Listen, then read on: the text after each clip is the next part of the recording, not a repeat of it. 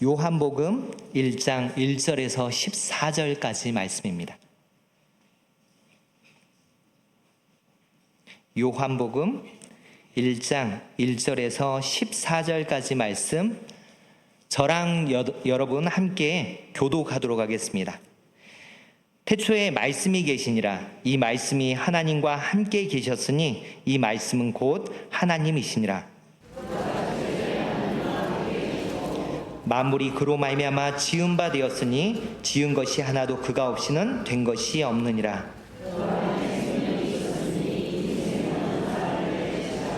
빛이 어둠에 비치되 어둠이 깨닫지 못하더라.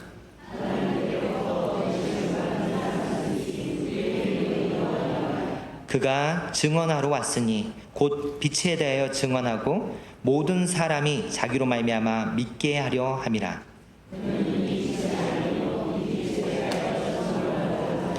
참 빛 곧 세상에 와서 각 사람에게 비추는 빛이 있었나니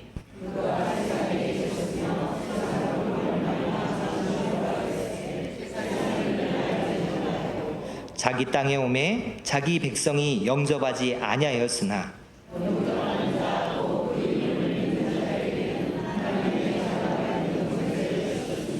이는 혈통으로나 육정으로나 사람의 뜻으로 나지 아니하고 오직 하나님께로부터 난 자들이니라. 말씀이 육신이 되어 우리 가운데 거하심에 우리가 그의 영광을 보니 아버지의 독생자의 영광이요 은혜와 진리가 충만하더라. 아멘. 제가 묘사하는 동물을 이렇게 잘 들으시고 어떤 동물일지 한번 맞춰보시면 좋을 것 같습니다. 포유류에 속하고요. 네, 영리하고 손재주가 좋습니다.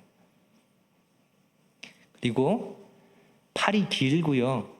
꼬리가 있어요. 팔과 다리를 사용해서 걷기도 하고 달리기도 합니다. 네, 나무를 잘 타고요. 네, 서로 털을 손질해 주는 것을 서로에 대한 친밀함의 표현으로 사용해 갑니다. 그리고 보통 과일, 잎, 그리고 꽃, 견과류, 그리고 곤충 등을 먹는데요. 우리는 여기 이 동물의 주식이 바나나인 줄 알아요. 네, 네, 이 동물은 무엇일까요? 네, 원숭이. 너무 잘 맞추시는데 누가 이제 우스갯소리로 그런 얘기를 하더라고요. 주일학교에서 이렇게 질문을 해가면 이렇게 아이들이 조심스럽게 손을 들고, 목사님, 제가 생각할 때는 원숭이인 것 같은데요. 혹시 예수님 아닐까요? 왜냐하면 다 물어보면 이제 예수님, 네, 답이 매번 예수님이니까. 그런데 사실 모든 문제, 예수님이 모든 문제의 해답이 되십니다라고 하는 말이 있어요. 그 말이 틀리지 않습니다. 그런데 어떤 오해에서 오냐면요. 왜 이런 반응들이 일어나냐면, 우리가 예수님이 모든 문제의 해답이 되시는 건 맞는데 그 문제가 뭐냐는 거죠. 그 문제는요, 사람이 겪어가는 인생을 살아갈 때의 모든 문제, 그 문제에 예수님께서 모든 것을, 그 문제들의 해답이 되신다는 거죠.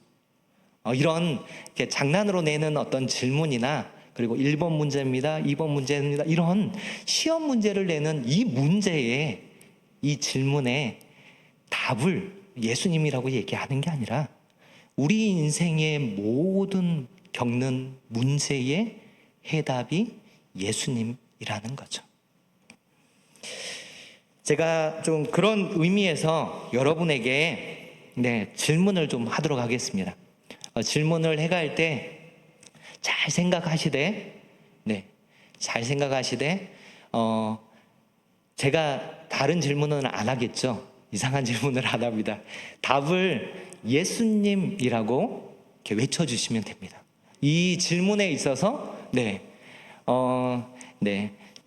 이 질문을 딱 하면요, 맞는지 한번 생각해 보시고 짧게 금방 딱 하시고 네, 맞다면 예수님이라고 대답해 주시면 됩니다. 제가 이제 질문하겠습니다. 우리의 삶을 주관하시는 분은 누구십니까? 네. 온 우주를 창조하신 분이 누구십니까? 네. 하늘과 땅의 모든 권세를 가지신 분이 누구십니까? 네. 우리의 참 빛이요 소망 되시는 분은 누구십니까? 네. 내 길이, 인생의 길이 막막하고 보이지 않을 때에 내 삶의 길이요 진리요 생명 되시는 그분은 누구십니까? 우리를 십자가에서 죽기까지 우리를 사랑하시는 그분은 누구십니까? 네, 어제도 오늘도 동일하게 끝까지 우리를 사랑해 주시는 분은 누구십니까? 네, 예수님. 그리고 여러분이 믿고 의지해야 될 분은 누구십니까? 네, 예수님. 네. 그런데 왜 목소리가 계속 작아지세요? 네. 여러분이 고백했던 것처럼 제가 하는 그 질문들마다 예수님이라고 답했던 것처럼 우리의 모든 문제에 해답되시는 그 주님께서 그분이 예수님이십니다.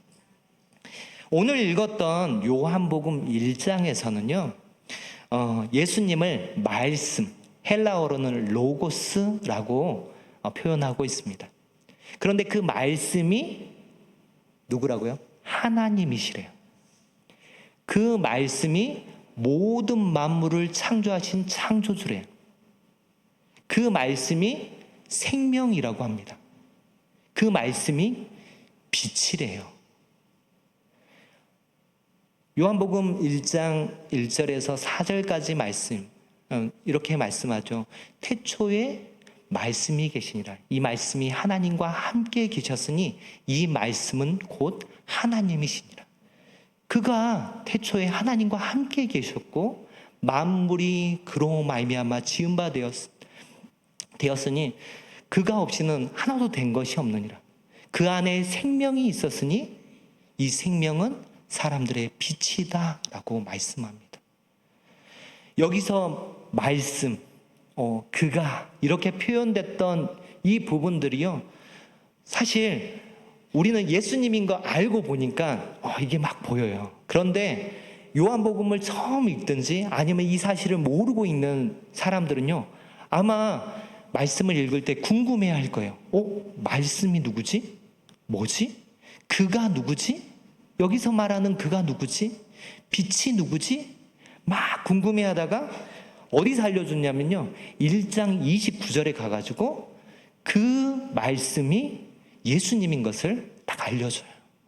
29절에 가서야. 그전에는 얼마나 궁금할까요? 얼마나 궁금할까요? 그런데 우리는 알잖아요. 이 말씀이 예수님인 거, 여기에 표현된 그가가 예수님인 거. 그래서 이제 자막을 준비했습니다. 우리 자막을 보시고 요한복음 1장 1절에서 4절까지 말씀에서 말씀을 예수님으로 바꿔서, 그가를 예수님으로 바꿔서 우리 다 함께 한번 읽도록 하겠습니다. 자, 함께 읽습니다. 시작. 태초에 예수님이 계시니라. 이 예수님이 하나님과 함께 계셨으니 이 예수님은 곧 하나님이시니라. 예수님이 태초에 하나님과 함께 계셨고 만물이 예수님으로 말미암아 지은 바 되었으니 지은 것이 하나도 예수님이 없이는 된 것이 없느니라. 예수님 안에 생명이 있었으니 이 생명은 사람들의 빛이라. 아멘. 말씀인 예수님이 하나님이시고 모든 만물을 창조하신 창조주이시고 생명이시고 빛이신 분입니다. 그런데요, 왜 말씀이 육신이 되셔서 오셔야 했을까요? 왜 창조주가 사람이 되셔야만 했습니까? 누가복음 23장에요. 누가복음 23장에 예수님이 십자가에 달리셨어요. 그런데 그 예수님의 좌우에 죄를 지어서 십자가에 달려 죽을 만한 그 사람들이 함께 그 행악자들이 달려 있습니다. 그 예수님의 오른쪽 왼쪽에 이렇게 달려 있는데, 그 중에 그 달린 행악자 한 사람이 예수님을 바라보면서 비방하면서 얘기합니다. 네가 그리스도냐? 너와 우리를 구원해봐라 라고 얘기를 합니다. 그러니까 그것을 보고 있던 다른 행악자가 이 사람을 꾸짖으면서 얘기합니다. 우리는 우리가 지을 만한 죄값으로 이 십자가에서 달려 있는데, 그 죄값을 받고 있으면 하나님을 두려워해야지. 너가 지금 죄 없으신 이분을, 항상 옳은 일만 해왔던 이분을 지금 정죄하고 있느냐? 우리는 우리의 죄값을 받지만 이분은 항상 늘 옳은 일만 해오셨다라고 얘기를 하면서 예수님께 얘기하죠. 뭐라고 얘기하냐면, 예수여, 당신의 나라에 임하실 때에 나를 기억하소서라고 얘기합니다. 그때 예수님이 이 행악자를 향해서, 이 죄인을 향해서 예수님이 뭐라고 말씀하시죠? 내가 진실로 이르노니 오늘 네가 나와 함께 낙원에 있으리라 라고 말씀합니다. 예수님의 영광은 십자가에 있습니다. 십자가는 처형의 자리가 아니라 구원을 완성하는 자리였어요. 구원 완성의 절정은 바로 예수님께서 십자가에 달려 우리를 위해서 죽으시는 것이었습니다. 예수님이 십자가에서 하신 그 마지막 말씀이 뭐였어요? 다 이루었다 였습니다. 구원 절정에 그 좌우에 있던 행악자들의 마지막에 예수님께 했던 그 비방했던 행악자의 그 발언이 무엇이었습니까? 그것은 당신이 구원자이고 신이라면 한번 그 십자가에서 내려와 봐라. 왜 그렇게 비참하게 죽고 있느냐? 나랑 당신이랑 별반 다를 게 뭐가 있느냐라고 비방하는 말이었죠. 그런데 우리에게 있어서 우리가 예수님을 믿지 않는다면 이와 같은 질문들을 해갈 것입니다. 예수님과 함께 십자가에 달린 그 두 행악자는요, 회개한 행악자 그리고 회개하지 않은 그 행악자로 대조됩니다. 둘 다 죄인이에요. 죄인인데 하나는 예수님 앞에 그 마지막 때라도 예수님을 구원자로 고백하면서 구원받고 낙원에 이릅니다.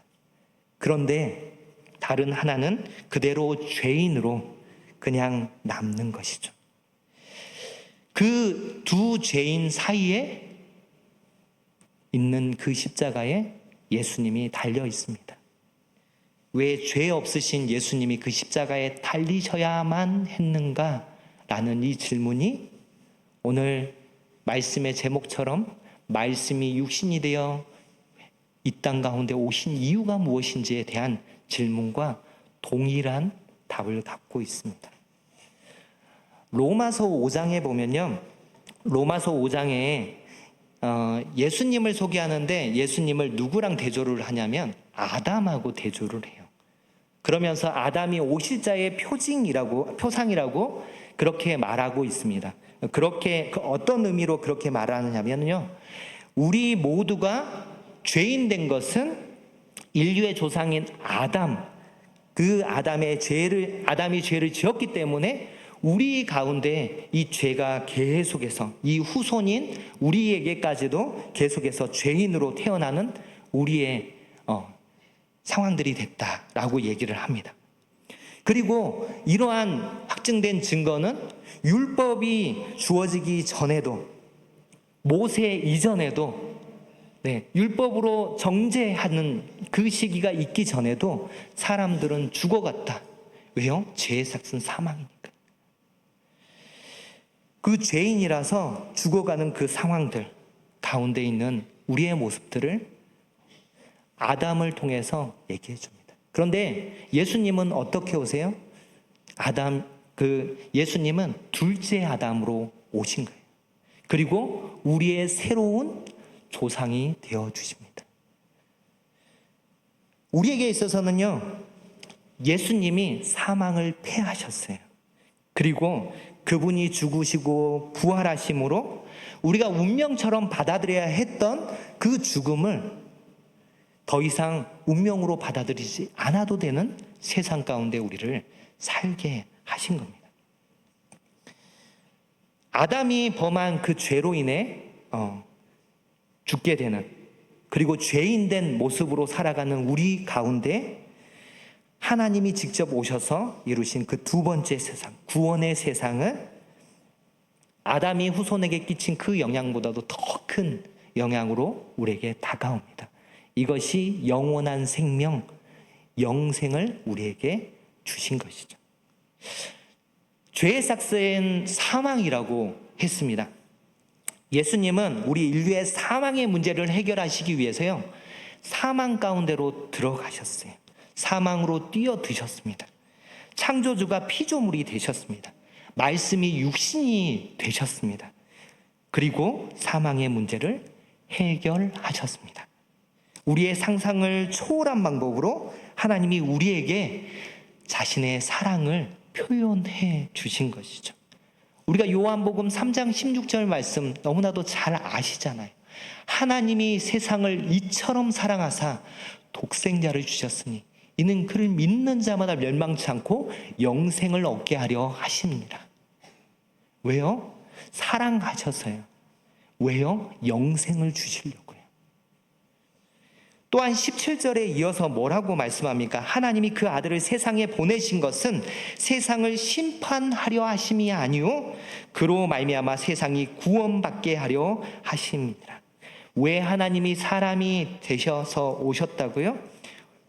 우리를 구원하시기 위해서, 우리를 사망에서 생명으로 옮겨놓기 위해서. 그런데 우리가 오해하는 게 있습니다. 오해하는 부분들이 뭐냐면요, 우리가 빛과 어둠이 서로 싸운다고 생각해요. 왜냐하면 죄된 우리의 모습들로 살다 보니까 이 부분들을 그렇게 해석해 갑니다. 이 빛과 어둠, 이것이 싸운다고 생각해요. 그런데 어둠은 특별한 힘이 있지 않습니다. 그 어둠에는 능력이 없어요. 어둠은 빛이 없는 상태를 얘기합니다. 어둠은 빛이 없는 상태, 그리고 그런 현상을 어둠이라고 얘기할 뿐입니다. 따라서 빛이 비치면요, 어둠은 사라져요. 어둠은 빛을 거부할 수 없어요. 빛을 이길 수가 없습니다. 어둠은 어떤 힘을 가진 존재가 아니라는 거죠. 그러므로 이 빛과 어둠이 싸운다라고 얘기하는 것은 어불성설입니다. 빛이 없는 곳이 어둠이고, 빛이 없는 곳이 무질서이고, 빛이 없는 곳이 죽음일 뿐입니다. 오늘 말씀에서 뭐라고 말씀합니까? 예수님 안에 생명이 있대요. 그리고 이 생명이 사람들의 빛이라고 말씀합니다. 빛이 있으면요, 어둠이 없어요. 그래서 예수님을 영접하는 사람에게는 하나님의 자녀가 되는 권세를 주신다고 오늘 말씀은 얘기하고 있습니다. 영접하는 게 뭐죠? 12절 말씀에, 오늘 12절 말씀에 영접하는 자, 뒤에서 바로 설명하고 있잖아요. 영접하는 자, 곧 그 이름을 믿는 자들에게. 누구의 이름요? 예수 그리스도. 예수님의 이름을 믿는 자들에게. 예수님이 구원자이시고, 예수님이 창조주이시고, 예수님이 참 빛입니다 라고 믿는 사람들을, 그 사람들이 예수님을 영접한 사람이라고 말씀하고 있습니다. 그 로마서 8장 16절 17절 말씀에 이 말씀을 잠깐 한번 좀 읽어볼게요.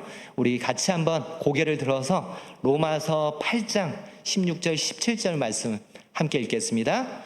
성령이 친히 우리의 영과 더불어 우리가 하나님의 자녀인 것을 증언하시나니 자녀이면 또한 상속자 곧 하나님의 상속자요 그리스도와 함께한 상속자니 우리가 그와 함께 영광을 받기 위하여 고난도 함께 받아야 할 것이니라. 성령이 친히 우리 안에 들어오셨습니다. 또한 성령은 이미 우리 안에 들어오셔서 우리 영과 더불어서 우리가 하나님의 자녀인 것을 증언하고 계세요. 여기서 이미라는 것은요, 천국 가서 그거가 아니라 지금을 얘기하죠. 지금. 고단하고 막막한 지금, 실망하고 후회스러운 지금, 우리는 하나님의 자녀로 이 세상 가운데 서 있습니다. 8장 17절에 아까 뭐라고 얘기를 한다고요? 자녀이면 또한 상속자 곧 하나님의 상속자요 그리스도와 함께한 상속자니 우리가 그와 함께 영광을 받기 위하여 고난도 함께 받아야 할 것이라 라고 이렇게 말씀하고 있습니다. 영광을 위하여 고난 받는 것이 당연한 과정이라고 말씀합니다. 처절한 자기 부인이 있어야 영광이 그 가운데 참 평안이 따라옵니다. 십자가를 지는 고난이 있어야 부활이라는 영광을 경험해 갑니다. 그럼 성령이 우리 안에 있다는 것을 무엇으로 확신할 수 있습니까? 고린도전서 12장 3절 말씀에는 이렇게 말씀하죠. 성령으로 아니하고는 누구든지 예수를 주시라 할 수 없느니라. 다시요. 성령으로 아니하고는 누구든지 예수를 주시라 할 수 없느니라. 예수님을 믿는 것은요, 어떤 판단이나 선택, 그리고 어떤 분별력으로 하는 것이 아닙니다. 성령이 내 안에 있어야 예수님을 주님이라고 선포할 수 있는 것입니다. 내가 느끼기에는 어떻게 보면 너무 자연스럽게 들어와서 나도 잘 모르지만 어느 순간에 보니까 예수님을 주님으로 고백하고 있어요. 아니면 어떤 사람은요, 특별한 사건을 통해서 그 사건을 통해서 내 삶의 주인이 내가 아니라 예수님이십니다 라고 온전히 믿고 예수님을 영접한 사람들이 있어요. 그 안에 생명이 있는 자이고 이 예수님을 영접한 자들이 세상 가운데 빛으로 살아가는 자입니다. 그리고 오늘 말씀의 1장 14절에 이렇게 말씀하죠. 말씀이 육신이 되어 우리 가운데 거하심에 라고 말씀합니다. 우리 가운데 거하심에. 다른 말로요, 구약에서 임마누엘, 하나님이 우리와 함께 하신다. 이때에야 우리가 예수님의 영광을 보고 하나님이 우리에게 베푸신 은혜와 진리로 충만하게 된다라고 말씀하고 있습니다. 그래서 말씀이 육신이 되어서 우리 가운데 오신 거예요. 이것을 경험시키려고. 하나님의 자녀로서 하나님의 형상을 회복하라고. 예수님이 가지신 영생을 소유하라고. 그리고 그 영생을 소유함으로 더 이상 어둠 가운데 살아가지 말고 빛의 자녀답게 살아가라고 말씀하고 있습니다. 그러면 우리는 어떻게 살아가야 할까요? 기도하면서요, 늘 점검해야 돼요. 회개하셔야 되고요. 변화되어서 가야 합니다. 성장해야 해요. 예수님의 이름으로 살아가는 내가 이 세상 가운데 하나님의 자녀답게 살고 있나? 그리고 그리스도인답게 하나님 백성답게 살고 있는지 매 순간 기도하면서 하나님께 묻고 또 하나님만 의지하는 삶들을 살아가셔야 합니다. 쉽지 않습니다. 매번 반복되는 그리스도가 주십니다. 내가 내 삶의 주인이 아니라 주님이 내 삶의 주인이십니다. 이 고백이 삶으로 사라지는 그 은혜가 있어야 합니다. 이 이야기만 하고 이제 설교를 좀 마치려고 하는데요. 틱톡에 미국의 그 88세 할머니의 영상이 한번 화제가 된 적이 있습니다. 만으로 88세니까 우리나라도 이제 한국 나이가 만으로 되지만 다들 아직 여전히 한국 나이로 계산하시니까 이분은 이제 90세인 거죠. 90세 할머니가 치매에 걸리셨어요. 치매에 걸리셨는데 딸이 그 엄마의 모습을 좀 남겨놓고 싶어가지고 영상을 찍으면서 질문들을 합니다. 질문들을 하는데 집 주소도 몰라요.